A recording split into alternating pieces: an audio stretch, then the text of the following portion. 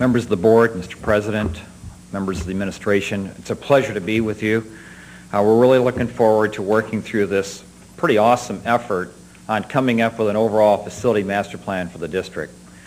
As Carrie's already mentioned, the process is outlined, and I'm going to walk you through some different dynamics of it so that we all begin to understand how this plan comes together. Because at the conclusion of the plan, there needs to be agreement as far as what buildings should be replaced, what buildings should be renovated, what buildings should require additions, and what the order of those should be and how they should be accomplished.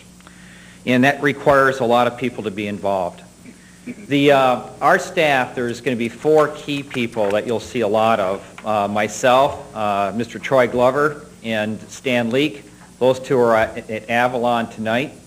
And also Joni Erskine. She'll be, the 4 of us will be constantly working with the board, working with the administration, and with the various committees. This is a quick timeline. By the way, all of this is in front of you in different handouts. But you can see here in July, August, September, a lot of data collection. Right now, LPA, the lead architectural firm, is kicking off a needs assessment of an actual facility evaluation of every school building in the district. There's a series of teams that have been hired. They'll be going through every school, every square inch of every school over the course of the next 3 months to pull together all the facility baseline data. And that will look at everything from roofs to HVAC systems to electrical systems to flooring systems to every dynamic of the exterior of the buildings, interior of the buildings, etc. The planning areas I'll talk about in just a few minutes here. We've been busy forming 7 area planning committees that have now been put together, and they're just starting to meet for the first time this week. The planning area committee will be meeting from October through March. There will also be a citywide advisory committee that will be meeting. And then there is a series of 2 major community dialogues that will be occurring in each of the 7 areas the latter part of November and also during the month of February. And then we'll also be developing what Carrie mentioned are the educational specifications. These will be guidelines that will be developed with staff's input on taking a look as we build an elementary school in the future, what are going to be the requirements. What are going to be the space requirements, the furniture requirements, the equipment requirements, how should the buildings be organized, etc.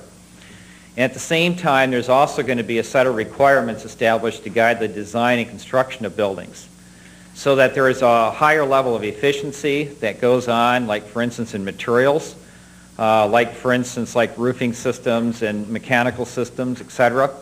And also guidelines that won't make buildings cookie cutter, but what they'll do is that there will be a level of equity across the district as buildings are renovated and new buildings are created. This is a quick little stool. I mean, I think if you can look at this stool, it really is going to say a lot here. And what I mean by that is if you take a look at the top of the stool as being the school facility, or in this case, the school facility plan, there are 4 things that will make up the plan. One is the existing building conditions.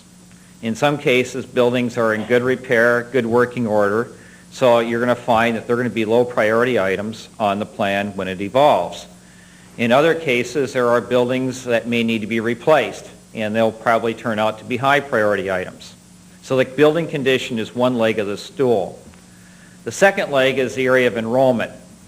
And what we gave you tonight are some draft documents on some background reports, district-wide background reports, and background reports on every area.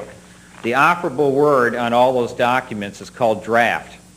Over the course of the next 2 weeks, we'll be finalizing these documents, and there's also been a website that's been established specifically for this purpose. And it's www.LBUSDfacilities.com. And all things, in fact, if you went to this website today, you're going to start seeing the process.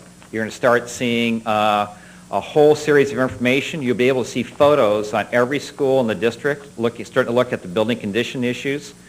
And all these reports, all these documents that we're going to be talking about, background reports, etc., will be on these websites.